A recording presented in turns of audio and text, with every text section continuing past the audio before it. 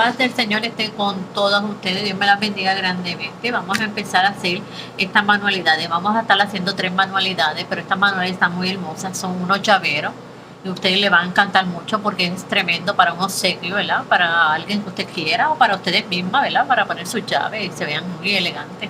Entonces, vamos a empezar, mi chica. Ok, chicas, vamos a estar dándole vueltas aquí con hilo, ¿verdad? Les quiero dar 20 vueltas, le vamos a estar dando, porque esta vamos a usarla para el cabello, ¿verdad? De nuestra sirenita. Solamente 20 vueltas, mi gente bella.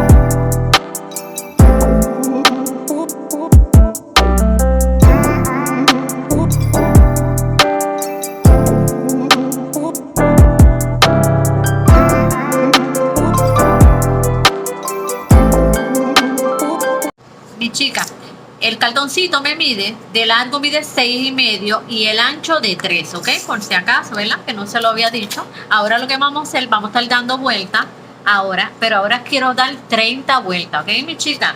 La voy a poner rapidito por aquí, son 30 vueltas, ¿ok? Vamos a estar dando ahora con este número, con este color azul, 30 vueltitas, mi chica.